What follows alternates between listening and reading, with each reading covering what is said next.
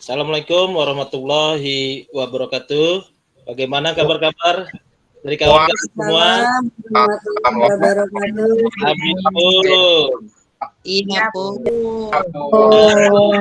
Pagi ini saya akan coba mempresentasikan tugas kelompok kita, di mana di hari ke-9 kemarin kita akan membuat video tentang apa yang sudah kita lakukan. Tapi sebelum itu kita ice breaking dulu. Kemarin kita dapat dari Mbak Epi itu luar biasa tentang pernapasan. Begini kayaknya. Nah, kita gini dulu ya. Nah, semua begini dulu. Nah, hirup ini dari udaranya dari sebelah sini. Tangan begini. Nah. 1, 2, 3. Terus bareng lagi ini. Lagi. Nah, ini dilanjutkan beberapa kali. Nanti ini baik untuk pernapasan nanti kitanya.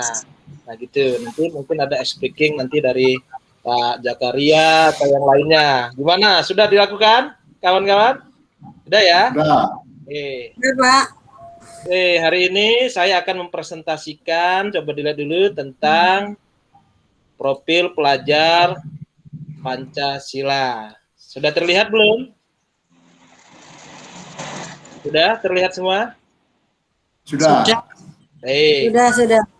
Nah, yang pertama pada pagi ini profil Pancasila itu mempunyai visi. Yang pertama, visi pendidikan Indonesia adalah untuk mewujudkan Indonesia maju yang berdaulat, mandiri, dan berkepribadian melalui terciptanya pelajar Pancasila.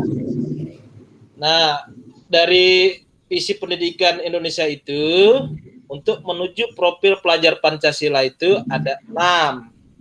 Yang pertama, pelajar Indonesia itu yang pertama memiliki beriman, bertakwa kepada Tuhan yang Maha Esa dan berakhlak mulia. Itu yang pertama. Kemudian yang kedua adalah pelajar Indonesia itu harus mandiri. Yang ketiga, pelajar Indonesia itu harus bernalar kritis. Yang keempat, pelajar Indonesia itu harus kreatif. Dan yang kelima, ya, pelajar Indonesia itu harus bergotong royong. Dan yang terakhir, pelajar Indonesia itu harus berkebinekaan global. Nah, bagaimana implementasi ringkasan dimensi, ya, dari dimensi dan elemen profil pelajar Pancasila itu? Nah, yang pertama kita lihat.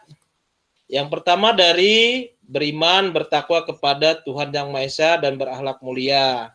Nah, ini bisa kita lakukan atau siswa kita itu harus mempunyai, yang pertama dia adalah takwa beragama. Kemudian dia yang kedua adalah akhlak pribadinya baik. Kemudian yang ketiga adalah bisa juga akhlak kepada alamnya juga baik juga, dan akhlak bisa untuk beragama. Kemudian yang kedua adalah berkebinekaan global. Nah, pelajar Indonesia ini itu harus berkebinekaan global, misalnya mengenal dan memahami budaya masing-masing. Kemudian yang kedua, dapat berkomunikasi dan interaksi antar budaya. Yang ketiga adalah dapat mempunyai refleksi dan tanggung jawab terhadap pengalaman kebenekaan. Dan terakhir, harus berkeadilan sosial. Nah, yang ketiga yaitu berkaitan dengan bergotong royong. Jadi bergotong royong, maka yang pertama pelajar itu harus berkolaborasi bersama teman-temannya. Kemudian yang kedua, punya kepedulian. Dan yang terakhir, bisa berbagi. Nah, ini sangat penting untuk pelajar profil Pancasilais di bidang bergotong royong. Kemudian yang keempat yaitu mandiri. Nah, mandiri ini jadi pelajar ini bisa harus pemahaman diri dan situasinya. Bagaimana dia bisa memahami diri, bagaimana dia menghadapi permasalahannya, dan bisa membaca situasi. Kemudian yang ketiga, yang kedua adalah regulasi diri. Nah, ini yang berkenaan dengan mandiri. Kemudian adalah bernalar kritis. Bernalar kritis ini yang pertama memperoleh dan memproses informasi dan gagasan. Jadi dia punya ide-ide, bisa memproses informasi yang didapat. Jadi tidak hoak gitu. Kemudian bisa menganalisis dan mengevaluasi penalarannya yang didapat.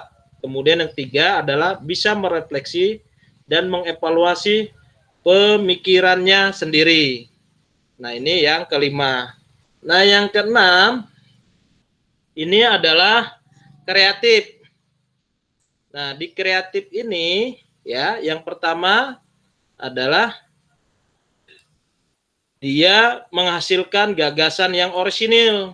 Jadi gagasannya orisinil. Kemudian yang kedua, dia